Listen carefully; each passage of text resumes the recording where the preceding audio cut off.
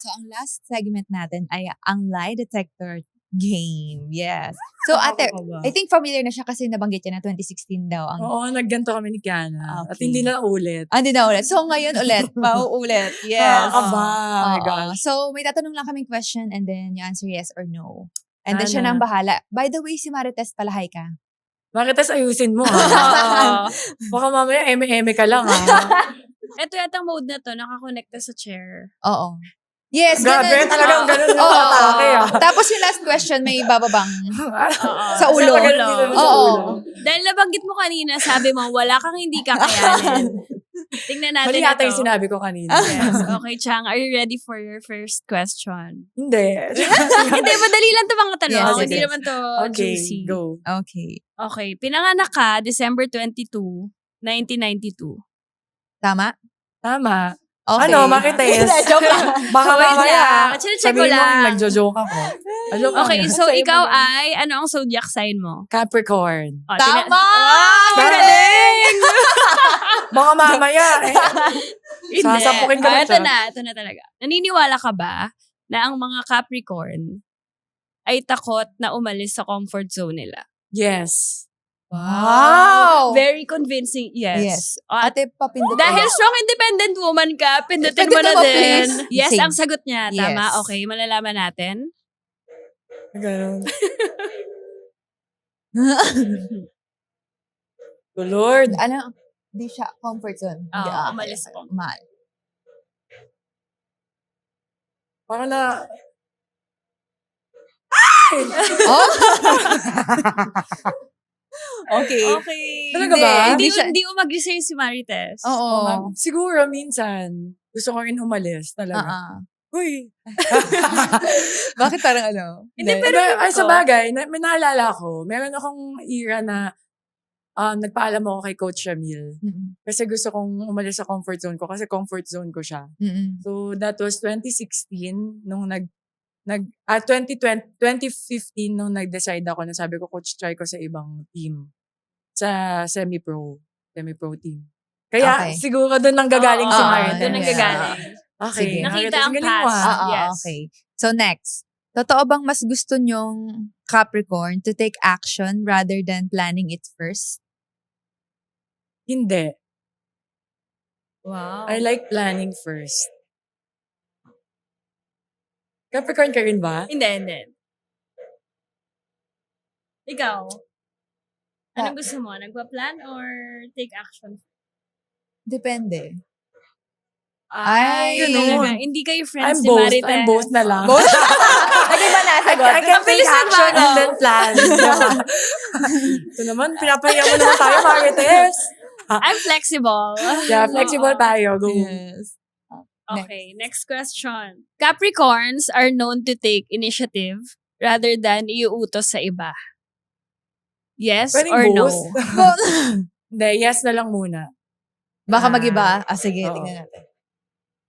Kamuy, anong ano? Yes or no? Magno-no yan. No. Okay. Oo. Mukhang lagi nang uutos. Feeling ko siyang may control kay Marites.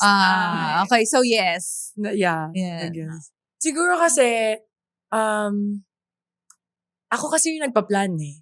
So, pag dissemination na pag magdi-disseminate na ako ng plan para may isa katuparan na siya, baka dun sa side na yun. Mas mas ma-organize, mas ma-plano, ganun. Tapos, disseminate, ito, gagawin, mga task. Siguro dahil siguro sa leadership na side. Okay. As a captain boss. As a captain. Oo, siguro, ganun. Ah. Even sa mga activities sa school dati, pag art club, ganun. Ganito gagawin natin. Oo, disseminate ka ng mga tasks. Sa'yo to, ito sa'yo, ganyan. So noon pa man, leader ka na. Tingin ko, vocal kasi ako na tao eh. Mm. Pag alam kong may makakatulong, sabihin ko talaga. Hindi ako mahiyain. Parang ganun. Very vocal. Kapal ng mukha. Ganun na. Hindi na sa atin ang galing yan. Ako na yan. Alis na linawan tayo. Clarify ko lang. Okay, next question. Nagsinungaling ka na ba ever kay Coach Ramil para makaligtas sa training? Makaligtas sa training. Coach Rami, sana nanonood ka po. Hindi ako nagsinungaling kay coach. Ah, tingnan natin kung agree si Martes. Please naman. Bakit po ka naman, na-enjoy ata niyang Mga mag-oriente. oriente. Oo. Puro Mamaya ka pang tingnan natin oriente, kung yung kabilang kamay mo naman. Oo nga no. Baka mag-iba. Oo, Ay, tingnan mo. So, sino Never. ang nagsinungaling? Si Marites? Si Marites. Never. Never. Ano ko, tawag doon, natatakot talaga akong mag-absent sa kanya for some reason. Mm-mm. May eksena kasi si coach na pag kunyari magpapaalam, coach, meron akong reporting. Gagawin ni coach, May award. go! Ganun. Ikaw na mag-interpret nun kung Stay nag-smile or siya not. o hindi. So most of the time, yun, go tayo. Ano gagawin? Ganun siya. Pero minsan, pag wala talaga akong kailangan talaga, kunwari, thesis defense, ganyan. Or importante exam. Bahala na to. Kung anong parusa mamaya ang hapon, gagawin ko na lang yan. Ganun na lang. Mm-mm. Nakakatakot talaga.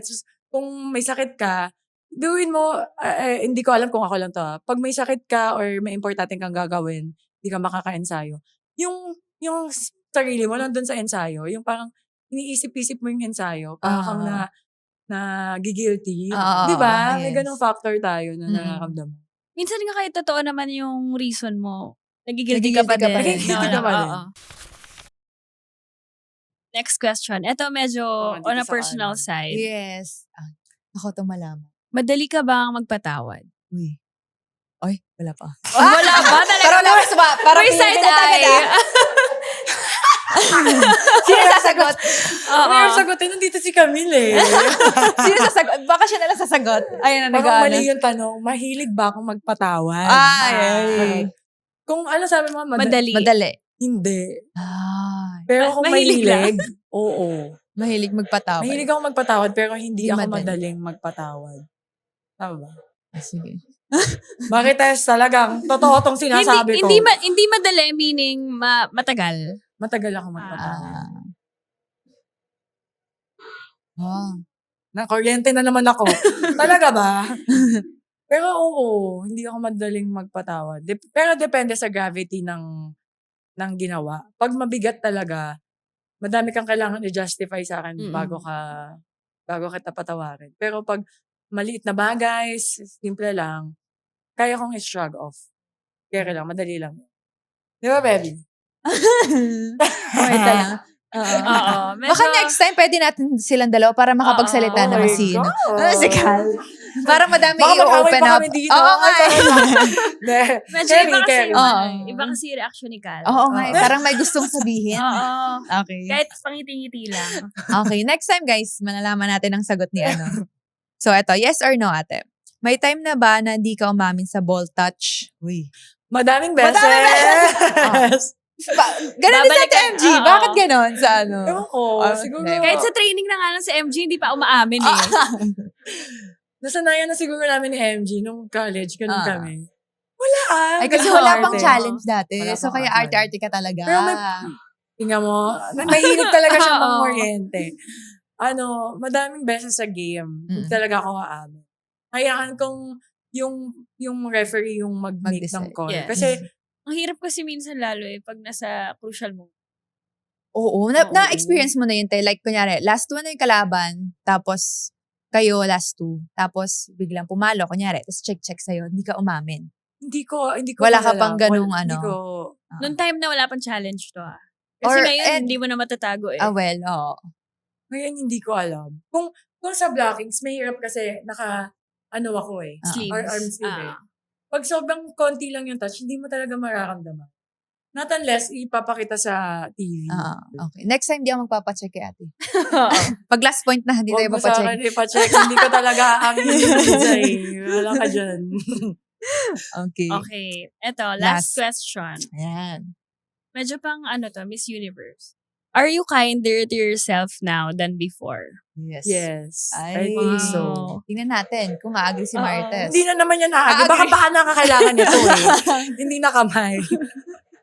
Paano Teka, yung tatanggalin ko kailangan? nga muna. Baka kailangan nakagano'n. Parang kailangan na natin ipa-check up talaga si Oo. Marites. Medyo ano may siya. problema na siya. Ay, Ay. mas malakas ngayon Oo. Sabi niya, sinungaling ka. Grabe ka. Sakit. Kung mabait ka sa sarili mo, si Marites, Hindi. hindi. Oo. Mas kinder ako ngayon sa self ko.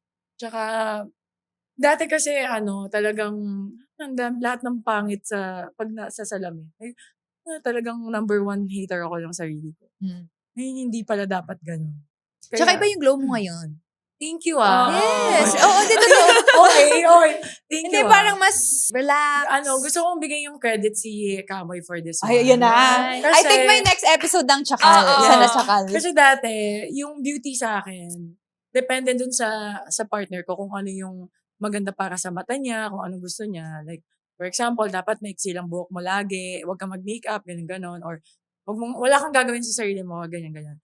Sabi ko, ganun pala. Just be me, ganon. Pero, pag gumaharap ko sa salamin, pangit ako sa sarili ko. Di ako nakakapag-ayos eh. Pero may gusto kong gawin sa sarili ko, ayusin ko. Pero si Kamoy, she let me be. Kung gusto ko mahaba buhok, makukulot ako, gagawin ko. Okay sa kanya.